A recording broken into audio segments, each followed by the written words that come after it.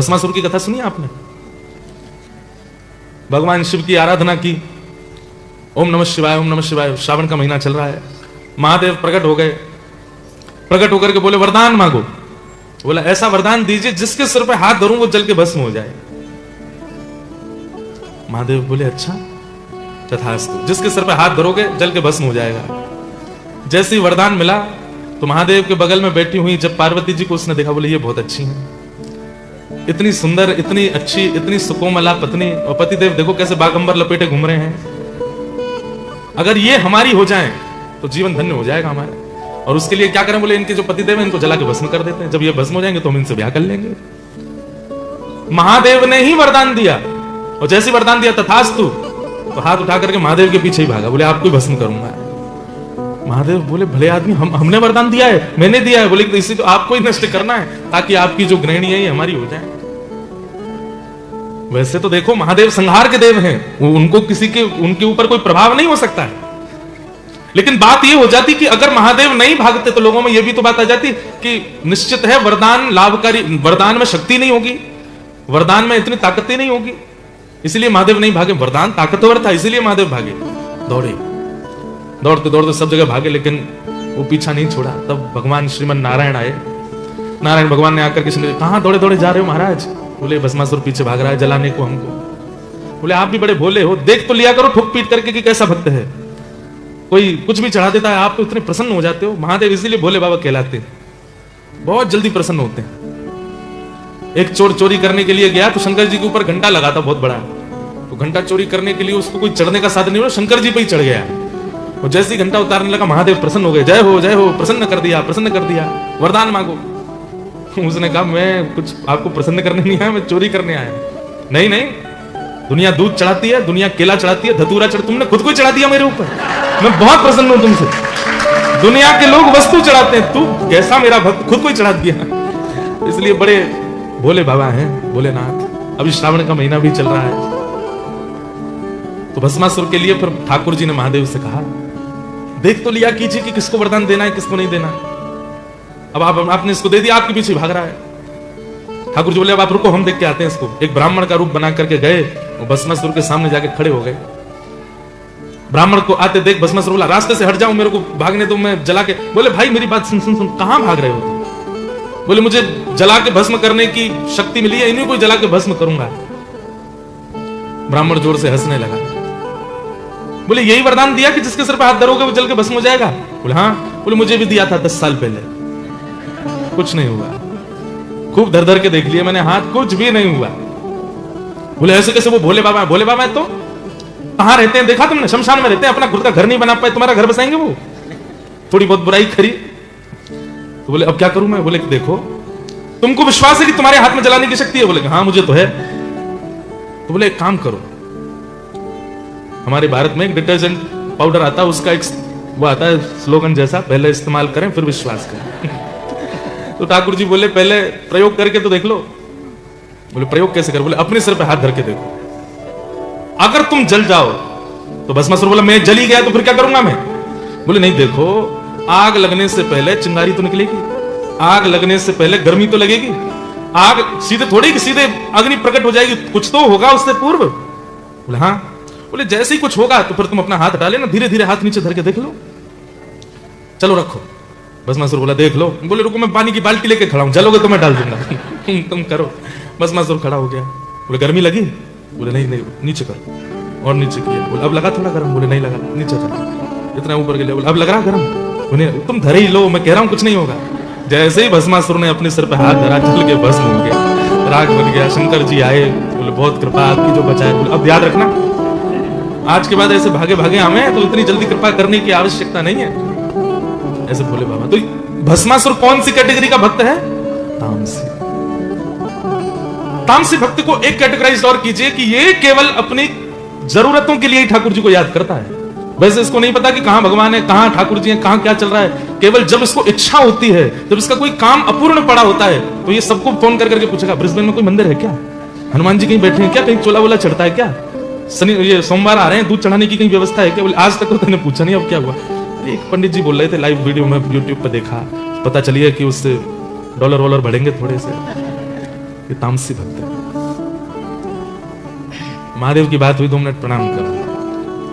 सब लोगों को रुद्राष्टकम याद है? नहीं है तो अपने फोन में खोलो, गूगल पर खोल के गाओ। नमामि शमीशान निर्वाण रूपम विभुम व्याप। महादेव स्वयं शक्तिमान है, तो फिर भस्मासुर को भस्म करने के लिए नारायण की आवश्यकता क्यों पड़ी? आप लोग अनुभव करेंगे, उनका अपना सत्संग चल रहा है और ये सब जगह होता है। बहुत ध्यान से सुनिएगा। आप कभी शिव महापुराण का अगर पाठ करते हैं तो आपको ऐसा लगेगा कि महादेव सर्वोपरि हैं, इनसे सब नीचे। जब आप श्रीमद् भागवत श्रवण करेंगे, विष्णु पुराण आदि सब श्रवण करेंगे, रामायण श्रवण करेंगे, तो फिर वहां नारायण की प्रधानता है, विष्णु की प्रधानता है।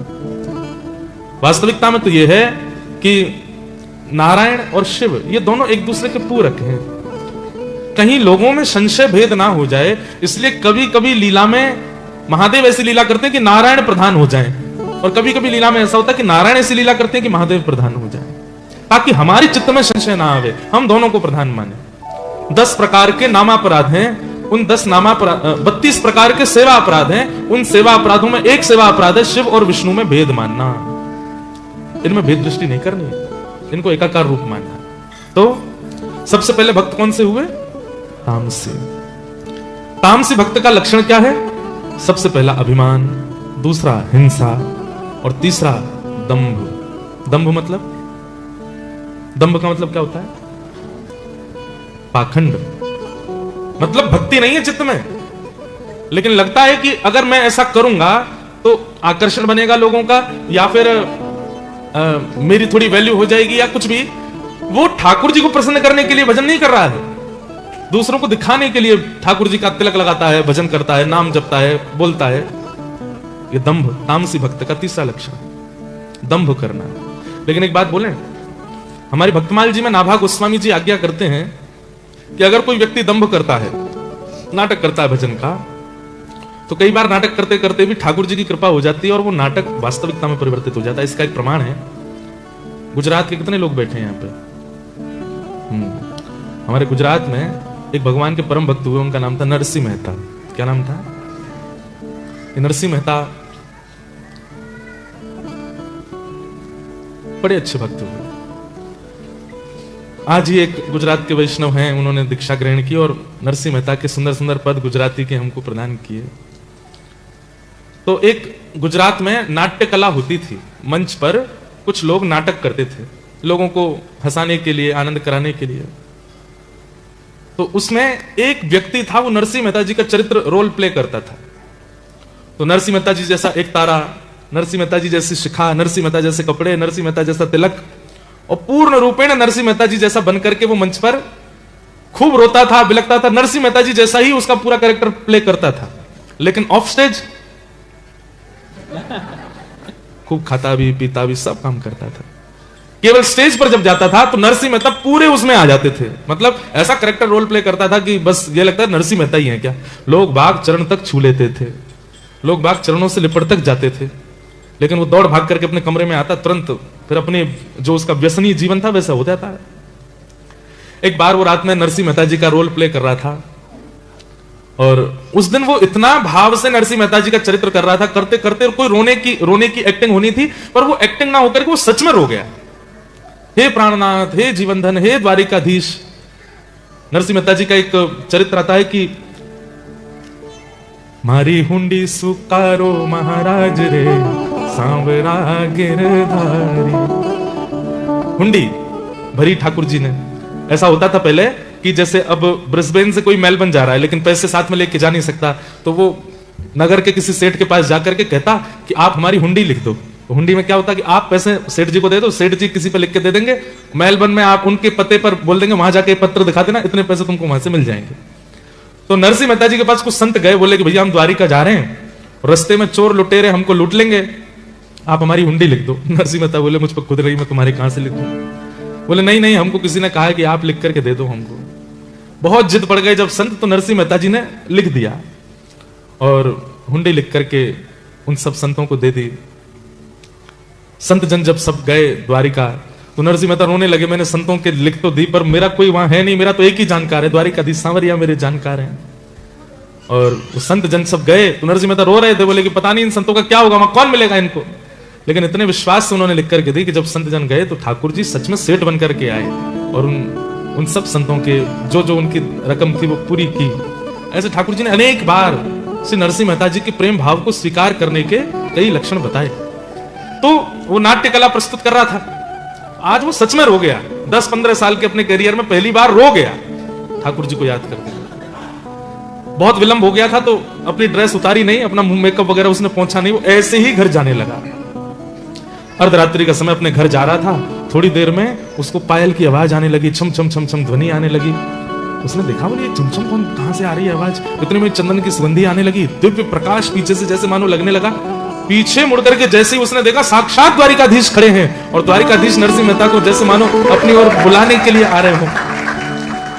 पीछे देख करके उसने पहले तो वो स्तब्ध हो गया, मुख से वचन नहीं निकले, हाथ पैर कांपे। मेरे नरसी मेरे पास आ जा मेरे नरसी, और पकड़ करके उस व्यक्ति को अपने हृदय से लगा। पहले तो सुध बुध खो गई, उसके बाद जब होश आया तो इतना रोया ठाकुर जी के चरणों में प्रणाम करके। ठाकुर जी उसको नरसी बोले, अरे मेरा नरसी, अरे मेरा नरसी, तू मेरे पास आ जा, तू मेरे हृदय से लग जा। ठाकुर जी भूल गए कि ये नरसिंह मेहता नहीं है। तो उसने थोड़ी देर बाद याद दिलाया, नाथ आपकी कृपालुता की तो मैं नजर उतारूं, बलैया लूं कि आप इतने कृपालु हैं, लेकिन मुझे बताने में बहुत खेद हो रहा है, मैं नरसिंह नहीं हूं, मैं तो उसका नाट्य करने वाला हूं।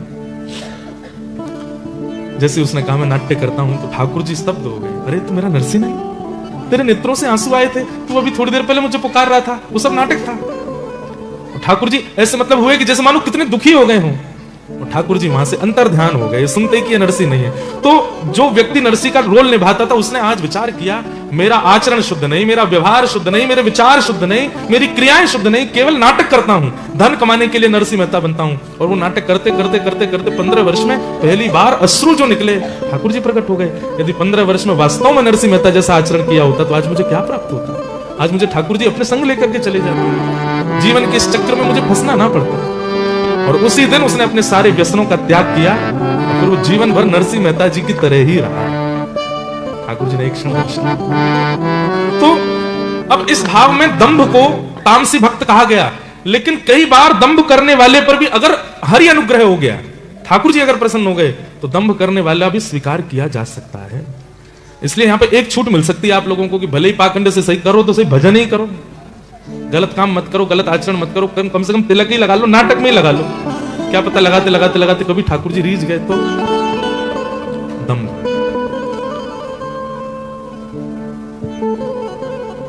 तो अभिमान, हिंसा, दंभ, और चौथा लक्षण बताया तामसी भक्त का मात्सर्य। क्या बताया? मात्सर्य का मतलब क्या होता है?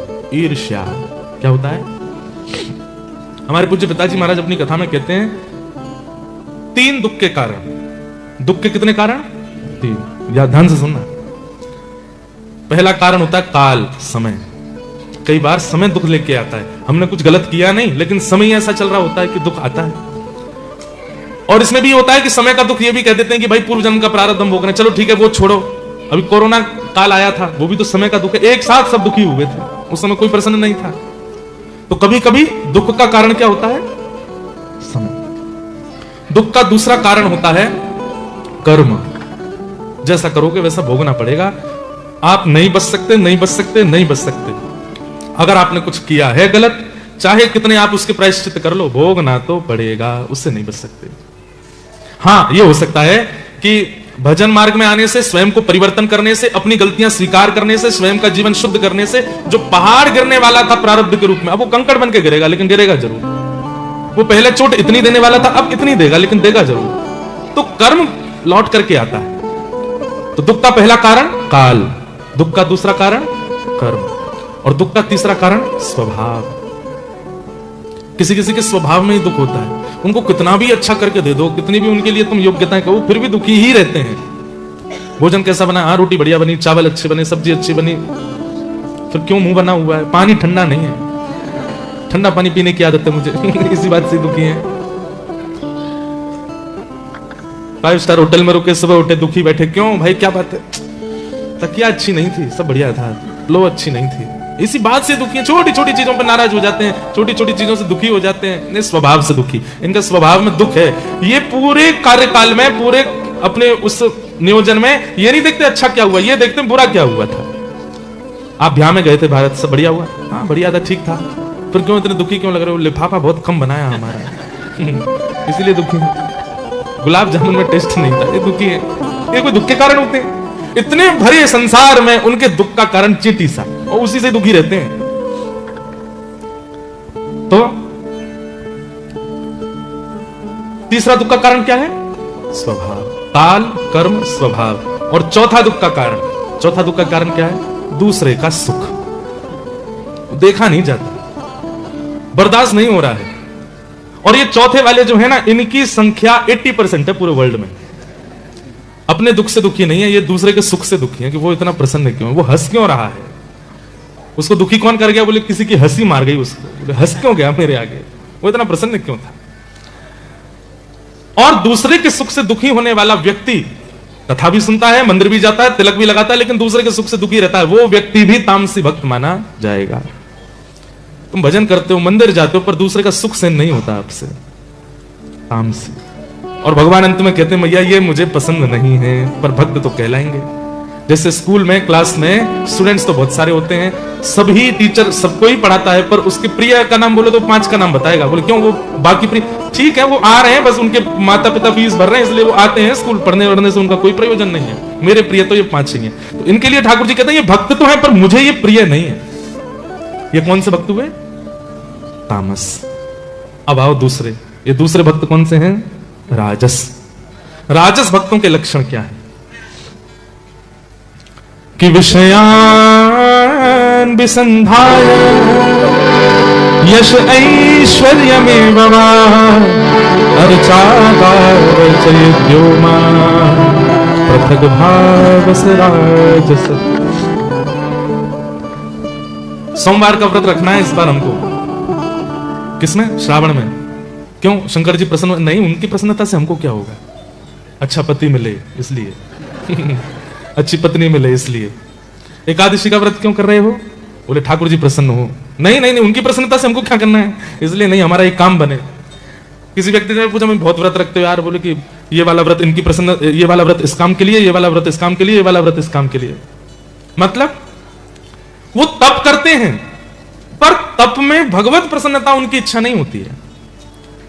एक बार एक हमारे भारत में एक जगह है, कभी आप लोग जाइएगा, बहुत सुंदर जगह है। नैनीताल से ऊपर 3 महादेव के स्थान हैं, जागेश्वर, बागेश्वर और मुक्तेश्वर। तो वहां पर एक अच्छा, जागेश्वर जो है वो पाताल में है, बागेश्वर जो है वो बीच में है, और मुक्तेश्वर जो है वो हाइट पर है। तीनों में दूरी भी बहुत है, तीनों के दर्शन बड़े सुंदर है। तो वहां एक स्थान है जागेश्वर। जागेश्वर में ऐसी मान्यता है कि रात को मंदिर जब बंद हो जाता है, उसके बाद पति पत्नी हाथ में दिया लेके खड़े होते हैं बाहर, और पूरी रात अगर दिया बुझने ना दें, सुबह मंगला ठाकुर जी की, महादेव की जब होती है तब तक खड़े रहें, और फिर वो दिया पुजारी जी को दें, या मंदिर के चौखट पे अगर पधरा दें, सुबह जब मंदिर खुले तो फिर उनको संतान की प्राप्ति होती है, उनको बालक हो जाते हैं। मैं वहां दर्शन करने के लिए गया, बहुत ठंड पड़ती है वहां पर। रात में करीब 7:30-8 बजे मंदिर बंद हो गया, और उसके बाद मैंने जब अपनी होटल की खिड़की से देखा, इतने सारे दंपति खड़े थे हाथ में दिया लिए, और सब पूरी रात खड़े रहे, तड़पते रहे महाराज। इतनी ठंड में ठिठुर रहे हैं, पति आके कभी सॉल उड़ा रहा है, फिर पति हाथ में दीपक ले लेता, फिर पत्नी आके उसके पैर की मालिश कर रही है। इतना परिश्रम देख करके मेरे मन में आया, किसके लिए? एक संतान के लिए। और वही संतान जब 10, 12, 15, 18 वर्ष का होकर के उल्टा सीधा बोलता है, तो इनको ये लगता है कि क्यों ही हो गया ये, इसके लिए हमने इतना तप किया।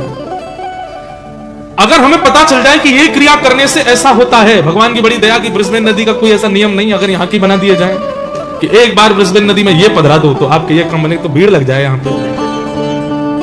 हमको पता चलना चाहिए कि ऐसा करने से ऐसा होता है, तो हम करने में फिर भीड़ की कमी नहीं रहती, सब करने भागते हैं उस चीज को। अभी अगर पता चल जाए कि ऐसी कोई दैवी शक्ति किसी वृक्ष में है, किसी नदी में है, किसी टोने टोटके में है, तो उससे हमने कभी ये क्यों नहीं मांगा कि ठाकुर जी बस हमसे प्रसन्न हो जाएं, हम एक अच्छे इंसान बन जाएं, इसके लिए कभी क्यों नहीं किया? ऐसे भक्तों को क्या कहते हैं? राजस भक्त, जो केवल बड़े से बड़े तप कर लेते हैं, बड़े से बड़े अनुष्ठान कर लेते हैं, लेकिन उसके पीछे कामना घोर संसारी होती है, घोर संसारी। उसे कहते हैं राजस भक्त। कि विषयान भिसंधाय यश ऐश्वर्य में बाबा, ये भगवान के भजन किस लिए करते हैं? यश की प्राप्ति के लिए। मेरा खूब यश हो जाए, मुझे खूब ऐश्वर्य प्राप्त हो जाए, मुझे खूब संपत्ति मिल जाए। मतलब कुल मिलाकर के नाम ये राजस, जो केवल संपत्ति के लिए ठाकुर जी के सन्मुख जाते हैं उनको राजस भक्त कहते हैं। ठाकुर जी से केवल मांगने के लिए जाते हैं और कुछ नहीं है इनके पास में। कई लोगों को देखा मंदिर में जाते हैं, आंख बंद करके ठाकुर जी के आगे मुख चलाते हैं, लगता कोई मंत्र बोल रहे होंगे, नहीं वो लिस्ट बता रहे हैं अपनी। ऑस्ट्रेलिया का वीजा अप्रूव हो जाए, वहां जाकर के हमको जॉब मिल जाए, उस वाली यूनिवर्सिटी में हमारा नामांकन हो जाए, फिर हमारा PR भी हो जाए, फिर वहीं की कोई कन्या हमको मिल भी जाए, उससे हमारा ब्याह हो जाए, फिर वहीं हम सेटल हो जाए, हमारे बच्चे बिल्कुल परेशान करने वाले ना हो, अच्छा सा ब्रिस्बेन में घर मिल जाए, रिवर साइड ही मिल जाए। सब ठाकुर जी को बता दिया आंख बंद करके। ठाकुर जी भी आंख बंद करके ही सुनते हैं, मैंने देखा ही नहीं, तुम कौन थे। ऐसे लोगों को राजस भक्त कहते हैं। ठाकुर जी को ये बिल्कुल प्रिय नहीं है। हमारी कहीं मानिएगा, इस कथा के बाद एक नियम अपना लीजिए कि आज के बाद भगवत दर्शन निष्काम होकर करो। आज घर पे फोन कर दिया, बोले हम लेट आएंगे, क्यों मंदिर जा रहे हैं? क्यों, क्या हो गया? ऐसे देखने जा रहे हैं, ठाकुर जी से मिलने जा रहे हैं। हमारा दर्शन की पद्धति क्या है पता? हम कहीं भी ठाकुर जी को देखते हैं, हम ऐसे बात करते हैं, जैसे हम वृंदावन के हैं ना, तो जैसे गांव का आया व्यक्ति दूसरे गांव वाले से मिलता है, हम ऐसे ही मिलते हैं। जगन्नाथपुरी जाएंगे, हे जगन्नाथ महाप्रभु कैसे हो, ठीक हो, सब आनंद मंगल। यहाँ पे पंडा पुजारी भोग वोग लगाते हैं कि नहीं आपका? हाँ, खा पी के मोटे तो दिख रहे हो, तो लगता है कि भोग तो लग रहा है आपका। आप ऐसी वार्ता करेंगे ना तो ठाकुर जी भी भावुक हो जाएंगे। अपनी बताने मत जाओ, पूछने जाओ आप कैसे। इतनी दूर हम आए कथा करने के लिए और बड़े पापड़ बेल बेल के कथा कर रहे हैं हम ऑस्ट्रेलिया में। अब आप सोचो, मेलबर्न से तस्मानिया भाग रहे हैं, तस्मानिया में 12 घंटे रुक के कथा भी कर रहे हैं, घूम भी रहे हैं, फिर यहाँ आ रहे हैं, यहाँ पर भी दोपहर के आए, अब कथा करें, कल गोल्ड कोस्ट पर सिडनी जाएंगे, फिर कैनबरा जाएंगे, फिर वहां से एक दिन के लिए कनाडा जाएंगे, ऑस्ट्रेलिया से एक दिन के लिए बस पहुंचेंगे, लैंड करेंगे, सुबह 5 बजे स्नान ध्यान करके शाम को 5 बजे से कथा करेंगे और रात में फिर एयरपोर्ट जाकर के भारत निकलेंगे। इतना मेहनत हम क्यों कर रहे हैं? इतना परिश्रम हम क्यों कर रहे हैं? डॉलर के लिए? कोई डॉलर के लिए? यहाँ के हमारी किसी भी कथा में सारे रजिस्ट्रेशन फ्री हैं, किसी से भी ये नहीं कहा जा रहा ये दीजिए, ये सुनाइए, ये करिए। भक्ति पथ ऑस्ट्रेलिया का यहाँ पर गठन हुआ, सबसे पहले सारे पदाधिकारियों को बोल दिया गया कि 1 रुपए का भी आमदनी किसी से मांगनी नहीं है, खुद दे तो छोड़ना नहीं। हाँ भाई, इतनी महंगी टिकट भी तो हो रही है, मांगना नहीं किसी से 1 रुपया भी, $1 भी नहीं। आइए प्रेम से कथा सुनो और जीवन को बदल। हमारी सबसे बड़ी दक्षिणा यही हो जाएगी कि आप बदल गए, आपके जीवन में कुछ तनिक परिवर्तन है, तनिक चेंजेस आ गए। अब आपका लाइफस्टाइल थोड़ा बदला। इस 1-1.5-2 घंटे के सेशन से अगर जरा भी परिवर्तन करके नहीं गए तो मेरा आना व्यर्थ हो जाएगा यहाँ पर। उसी वजह से घूम रहे हैं सब जगह। एक बार निष्काम भाव से जाओ, उनसे पूछने जाओ, उनसे बताने जाओ। प्रेम का एक स्वरूप होता है पता है? असली प्रेमी वो नहीं जो इंतजार करता है कि प्रेमी मिले तो अपने पूरे दिन की दिक्कतें बताऊं, वो प्रेमी नहीं होता। जैसे प्रेमी मिला, आज सुबह पता है ऐसा हो गया, आज फिर पता है ऐसा दोपहर में ये हो गया, मेरे पैर में लग गई, मेरे को ये सुना दिया, मेरे बॉस ने मेरी फीस काट ली, ये कर दिया, वो कर। प्रेमी का लक्षण ये नहीं। प्रेमी असली किसको कहते हैं पता है? पूरे दिन सहा और जब प्रेमी आया तो कुछ भी नहीं। कैसे? बहुत अच्छा, आज दिन कैसा? बहुत अच्छा था, सब कुछ बहुत बढ़िया। ये प्रेमी है जो पता भी ना चलने दे अपने प्रेमी को कि उसके जीवन में कुछ है भी। बुरा मत मानिएगा, शिकायत नहीं होती प्रेम में। कभी मंदिर जाते हैं, कभी ठाकुर जी के दर्शन करते हैं, अपने घर के ठाकुर जी की सेवा करते हैं, बाहर भले ही रोए हैं, बाहर भले ही परेशान हुए, रात भर सोए नहीं, पर अपने ठाकुर जी के सामने गए हंसते हुए, नाथ आपकी बहुत कृपा है, सब बहुत अच्छा है, कम से कम सांस तो चल रही है, हाँ, भोजन तो कर रहे हैं, जीवित तो हैं, सब आनंद है। अच्छा, ये भी एक प्रकार का टोंट हो जाता है, ये भी मत बोलना, ये भी तो टोंट ही है, सांस तो चली रही है तो उसका मतलब ओ हो तो बाकी सब खराब है। प्रेम करो ठाकुर जी से, और प्रेम में ये नहीं, अपने दुख नहीं बताए जाते, अपने कष्ट नहीं गिनाए जाते। और दूसरी बात, उससे कहा जाता है, उसको बताया जाता है जिसको पता नहीं है।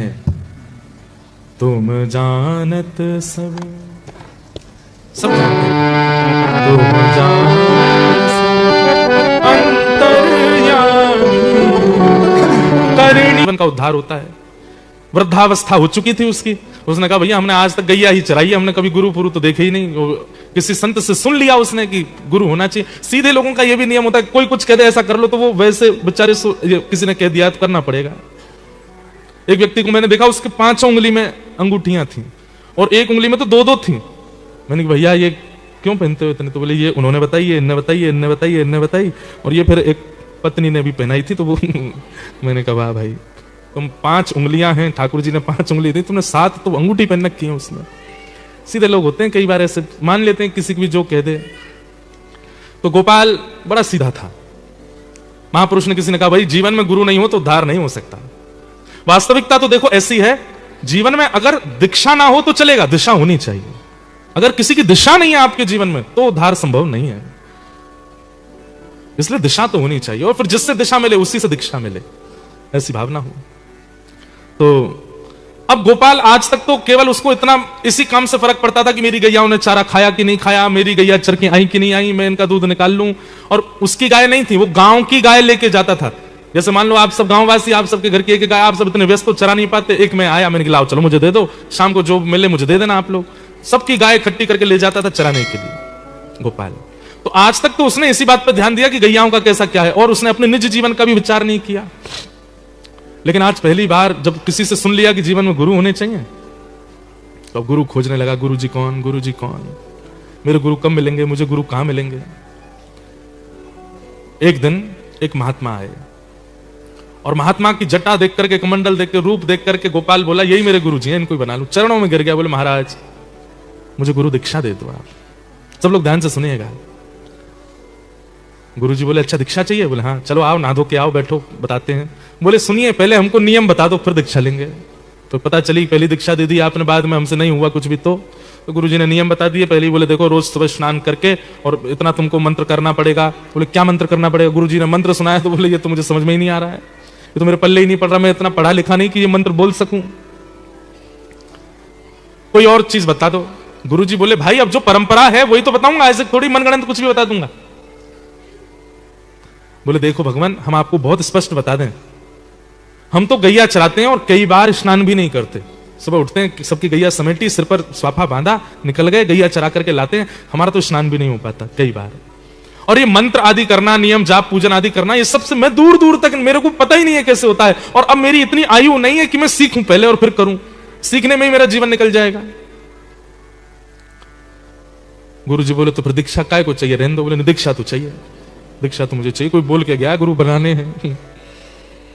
तो गुरुजी बोले चलो तो फिर एक काम ऐसा बता दें जो तुम कर सकते हो। बोले क्या? तुम्हें ही निवेदित भोजन करें। भोजन करते हो रोज? बोले हाँ। बोले भोजन पहले ठाकुर जी को कराना फिर खाना, इतना तो कर सकते हो? बोले हाँ ये तो कर सकता हूं, कई बार तुम्हें अपने बच्चों को पहले खिला देता हूं। बोले बस वैसे ही जैसे बच्चों को पहले खिला देते हैं फिर स्वयं पाते हैं, जैसे मां करती है बच्चों को पहले तृप्त करती है फिर स्वयं पाती है, पति को पहले पवाती है, ऐसे ही आज से तुमको करना है, पहले ठाकुर जी को खिलाओ फिर स्वयं खाओ। गोपाल बोला ये आपने बहुत बढ़िया बताया गुरुजी, इससे मेरा उद्धार हो जाएगा? बोले बिल्कुल हो जाएगा। नियम करने वाले, मंत्र करने वाले, जाप करने वाले का जैसा उद्धार वैसा ही तेरा होगा, तू ये कर ले। भाई देखो बच्चे बोले तो समझ आए, बड़े नहीं बोले। एक बार कोई जाके बोल दो, बच्चे उधम मचा में चले, बड़े भी उधम मचा रहे हैं ब्रिस्बेन के। आनंद है सब, दिल तो बच्चा है जी, हो गए बड़े क्या हो गया। इधर देखो, तो गोपाल को बोल गए, बोले कि क्या करना है? ठाकुर जी को निवेदित करके पाना। लेकिन गुरु जी ने यह नहीं बताया था कि ठाकुर जी केवल भाव में आएंगे, ठाकुर जी की सामने प्रतिमा होगी, चित्र होगा, प्रत्यक्ष नहीं आएंगे ठाकुर जी। उसको लगा कि जैसे हमारे बच्चे आके बैठ जाते हैं सामने, पत्नी आके बैठ जाती है, ऐसे ठाकुर जी बैठ जाएंगे। जहां भी गैया चराने जाता था पत्नी भोजन लेके आती, पत्नी से कहता तुम जाओ हम खा लेंगे। हाँ गुरु जी ये भी कह के गए कि गुप्त रखनी चाहिए गुरु की बताई गई बातें, नियम, ये रहस्य होता है। तो पत्नी को बोलता भोजन धर दो जाओ। बोले हमारे सामने पा लो, हम पवा देते। नहीं हम खुद पाएंगे, जाओ। पत्नी बोलती ऐसे क्यों? अरे अब बुढ़ापा आ गया, अब खुद सीखना पड़ेगा, कल को तुम हमसे पहले चली गई तो तुम आदत लगा दोगी अपने हाथ से पवाने की, वो हमको खुद सीखना पड़ेगा। पत्नी बोली मतलब पक्का है कि पहले मैं जाऊंगी? बोले हम बात बोल रहे हैं, तुमको भी सीखना चाहिए, तुम भी हमारी प्रतीक्षा मत क्या करोगे, हम पाए उसके बाद पाओगे, तुम भी पाल लिया करो और हम भी अपने आप देखा करेंगे। पत्नी बोली ठीक है। अब सीधे साधे लोग ज्यादा बात थोड़ी करते हैं। पत्नी चली गई, उसने बर्तन खोले, सब सामग्री सामने रखी, ज्यादा कुछ तो होता नहीं था, मोटी रोटियां, कुछ गुड़ और कुछ मिर्ची वगैरह, सलाद, मूली, गाजर, बस सब्जी तो बनती नहीं थी ज्यादा गरीब लोगों के यहाँ, गरीबी था बेचारा। सामने धर दिया, गोपाल, गोविंद, ठाकुर जी आपके जो भी नाम है, मुझे ज्यादा तो आते नहीं, आ जाओ पालो। गुरु जी कह के गए आपको पवाना है फिर पाना है, और ऐसा बुला के फिर ढूंढता कहां से आ रहे हैं, कब आएंगे। गुरु जी परिचय तो बता के नहीं गए कि वो दिखते कैसे हैं, आएंगे भी कि नहीं आएंगे। तो बेचारा जैसे पशु पक्षियों के लिए दाना लेके घूमते हैं, ऐसे घूमता था सब जगह। आप कहां रहते हैं? अरे ठाकुर जी, अरे भगवान जी आ जाओ। गुरु जी कह के गए पहले आप पाओगे फिर मैं पाऊंगा। पूरे दिन ठाकुर जी का इसी भांति स्मरण करता, जगह जगह घूमता, नदी के किनारे जाता, वन में जाता, पहाड़ पर जाता, ठाकुर जी आओ पहले पाओ फिर मैं पाऊंगा। रात हो गई, ठाकुर जी नहीं आए। गुरु आज्ञा है, ठाकुर जी नहीं पाएंगे तब तक मैं पा नहीं सकता। रात भर ठाकुर जी नहीं आए तो रात को सारी सामग्री समेट करके गैयाओं को खवा दी, भूखा सो गया। एक रात निकल गई, दूसरा दिन आया, आज ठाकुर जी आएंगे, कल व्यस्त रहे होंगे कहीं पे। दूसरे दिन फिर पत्नी भोग लेके आई, सब सामग्री सजाई, बैठ गया, ठाकुर जी आओ पाओ भोग लगाओ फिर हम पाएंगे। फिर से ढूंढा, कल जहां गया अब दूसरी जगह गया कि वहां तो मिले नहीं थे, यहां मिल जाएंगे। सब जगह ढूंढा, ठाकुर जी नहीं मिले। 1 दिन 2 दिन 3 दिन 10 दिन 15 दिन निकल गए। अब तो आंखें गड्ढे में जाने लगी, हाथों में कंपन शुरू हो गया, वृद्धावस्था है, मुख सूखने लगा, आंतें सूखने लगी। पत्नी कहती मुझे आप ठीक नहीं लग रहे हैं, आपको देख करके अब ऐसा लगता है कि जैसे कोई रोग हो गया है क्या आपको? बोले मैं वृद्ध हो गया हूं ना। बोले वृद्ध तो हो गए वो तो पता, पर इतने ज्यादा आपसे चला भी नहीं जाता, आपसे बैठा भी नहीं जाता, आप कुछ बोल भी नहीं पाते, आप भोजन तो करते हैं ना समय से? बोले हाँ मैं सब पाता हूं, तुम चिंता मत करो। लेकिन वो रोज जाते, ठाकुर जी को निवेदित करते, ठाकुर जी नहीं आते तो रात में सब गैयाओं को खिला देते। गुरु आज्ञा। जब अनेक दिन निकल गए, बस अब इनको लगा ही था कि अब मैं जीवित नहीं रहूंगा, मेरे प्राण चले जाएंगे। पत्नी भोजन लेकर के आई, अचेत अवस्था जैसी हो रही थी। पत्नी ने कहा मैं खिला दूं आपको। बोले नहीं नहीं रख जाओ, मैं खा लूंगा और तुम जाओ वापस। सामने सामग्री रखी है। और बंधुओं एक बात आपको बता दूं, महाभारत में ऐसा लिखा है, दुनिया में सब जीता जा सकता है लेकिन इसको नहीं जीता जा सकता। जीव कंट्रोल नहीं होती है। वासुदेव जरा कष्टम कष्टम निर्धन जीवनम, पुत्र शोक महाकष्टम कष्टात कष्ट करित क्षुधा। भूख लगी हो, भोजन सामने रखा हो और कोई व्यक्ति ना खावे, ऐसा हो नहीं सकता। ज्यादा से ज्यादा 2-4 दिन अपने मन को मार लेगा, 10 दिन मार लेगा, उससे ज्यादा नहीं मार सकता। बोले कि ये अकाट्य सत्य है, सबका त्याग हो सकता है लेकिन भोजन का त्याग नहीं कर सकता व्यक्ति। उसने नहीं पाया। अंतिम क्षण चल रहा था, ठाकुर जी को बुला रहा था, इतने में ही मुरली मनोहर श्याम सुंदर साक्षात प्रकट हो गए। प्रकट होकर के उसके सामने जैसे ही आए तो जितनी उसके अंदर ऊर्जा नष्ट हो चुकी थी, सारी ऊर्जा पुनः वापस आ गई, नेत्र खुल गए, ठाकुर जी का साक्षात्कार हो गया। ठाकुर जी सन्मुख खड़े हैं और सन्मुख खड़े ठाकुर जी को देख करके गोपाल नेत्रों से अश्रु प्रवाह होने लगा। ठाकुर जी के आगे वही सूखी रोटी और वो सब चीज सामग्री धर दी। भगवान बड़ा विलंब लगाया आपने आने में, अब पा लीजिए। सामान्य सी रोटी और वो जो सामग्री थी उसको ठाकुर जी पा रहे थे बैठ के, और इतने भावुक हो रहे थे गोपाल के उस प्रेम भाव पर। ठाकुर जी ने कहा अब हमने पा लिया, अब तुम भी पाओ। तो जैसे ठाकुर जी देखा तो उसके हाथ कांप रहे थे, तो ठाकुर जी बोले तुम रुको हम पवाते हैं, और अपने हाथ से ठाकुर जी गोपाल को पवा रहे। ऐसा अद्भुत भाव ठाकुर जी को लगा।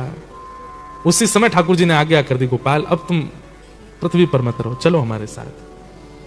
भगवान ने उसका हाथ पकड़ा, हृदय से लगाया और अपने संग नित्य लीला में उसको ले गए।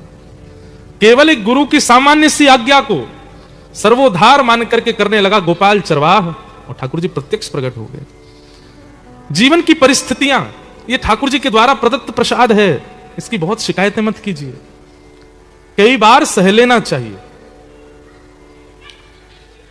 और कोई गुरु अगर आज्ञा कर दे, आचार्य अगर आज्ञा कर दें, भगवत जन अगर आज्ञा कर दें, तो उसके ऊपर तो बिल्कुल विचार नहीं करना चाहिए, कर लेना चाहिए। बस वो उसके सूत्र में, उसके भावों में ही ठाकुर जी बैठे हैं मिलने के लिए, बस उसका पालन आप कर लो। तो राजस भक्त जो केवल विषय की कामना करते हैं, भगवान कहते हैं ये भी मुझे प्रिय नहीं है।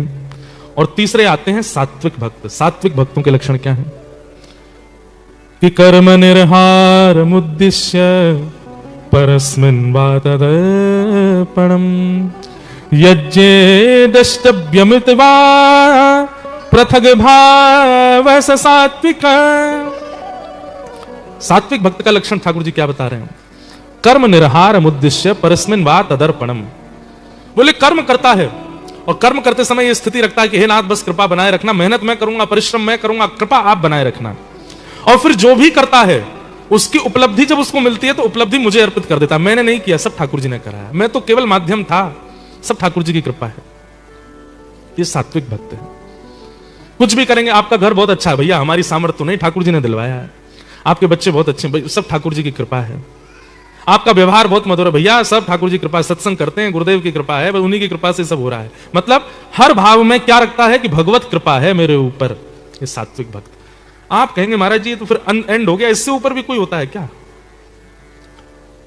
ठाकुर जी से मैया ने कहा ये सात्विक आपको प्रिय हैं, तब मैया से ठाकुर जी कहते हैं अच्छे लगते हैं, बहुत प्रिय नहीं है। तो फिर आपको बहुत प्रिय कौन है? तब भगवान चौथे भक्तों के बारे में बताते हैं, इनको कहते हैं निर्गुण भक्त। कौन से भक्त? निर्गुण। तो सात्विक समझ में आ गया। सात्विक कौन? जो अपनी प्रत्येक क्रिया, अपने प्रत्येक कर्म, अपने प्रत्येक विचार, सबके लिए यह भाव रखता है कि सब भगवत कृपा है, मेरी कोई सामर्थ्य नहीं थी। लेकिन ठाकुर जी कहते हैं मुझे निर्गुण प्रिय है। और निर्गुण भक्त के लक्षण क्या हैं? ध्यान से सुनो। आज निर्गुण भक्त के बारे में थोड़ा बताएंगे, फिर निर्गुण भक्त की विशेष व्याख्या कल गोल्ड कोर्स में करेंगे। अब तो आना पड़ेगा सुनने के लिए। तो निर्गुण भक्त कौन है? कि लक्षणम भक्ति योगस्य निर्गुणस्य हृदाहतम अहैतुक्य व्यवहिता या भक्ति पुरुषोत्तम सालोक्य साष्टि सामीप्य सारूप्यैकत्वमप्युत दीयमानं न गृह्णन्ते बिना मत्सेवनं जना। भागवत जी के श्लोक इतने सुंदर होते हैं। जब कहीं के भी श्लोक बोलते हैं ना तो एक सामान्य फीलिंग आती है, पर भागवत के जब श्लोक बोलते हैं ना ऐसा लगता है श्री कृष्ण ही बोल रहे हैं। श्री कृष्ण की शब्दावली कैसी रही होगी भागवत के श्लोकों जैसी। ठाकुर जी क्या कह रहे हैं? ठाकुर जी कह रहे हैं जिनमें भक्ति के लक्षण होते हैं। और भक्ति के लक्षण क्या होते हैं? वाग्गदगदा द्रवते यस्य चित्तम रुदत्य भिक्षम हसति क्वचिच्च विलज्ज उद्गायत नृत्यते च मद्भक्ति युक्तो भुवनम पुनातो। सबसे पहला बोले मेरी कथा सुनकर के जिसकी वाणी गदगद हो जाती है, वो कुछ बोल नहीं पाता, बस उसका कंठ अवरुद्ध हो जाता है। और अवरुद्ध कंठ से कई बार उसके नेत्रों से अश्रुपात होने लगते हैं, कभी वो हंसने लगता है, कभी वो रोने लगता है मेरा चिंतन करके। और विलज्ज उद्गायत नृत्यते च, कभी मेरा कीर्तन सुनकर के वो ये लज्जा नहीं रखता कि शर्म नहीं करता कि ये क्या सोचेंगे वो क्या सोचेंगे, जैसे ही सुनता है मेरा कीर्तन हो रहा है तो विलज्ज होकर के नृत्य करने लगता है। मद भक्ति युक्तो भुवनम पुनातु, ये मेरी भक्ति से युक्त व्यक्ति का लक्षण है। वो संसारी विषयों में नहीं रोता है, ठाकुर जी की याद में रोता है, ठाकुर जी के विरह में रोता है। कितने ऐसे भक्त हैं, मेलबर्न में ऐसे कई भक्त थे, वो केवल इसलिए रो रहे थे कि भाई हमारे मेलबर्न में कोई ब्रजवासी आया है, इसीलिए रो रहे हैं। कोई ब्रज से आया है, कोई भगवत भक्त आया है। अब उनके उस रुदन को देख करके मैं पूछूं आप क्यों रो रहे हो? बोले बस आज तक ये लगता था कि हम ऐसी धरती पर रह रहे हैं जहां गौ मांस खाते हैं, जहां पर गौ हत्या होती है, जहां पर सब कुछ होता है, पर अब हमको रहने के लिए एक बहाना मिल गया। मैंने क्या बहाना? बोले कि अब इस मेलबर्न में, इस ऑस्ट्रेलिया में एक ब्रजवासी घूम रहा है, तो उसके आगमन से ब्रज की थोड़ी रज आ गई है।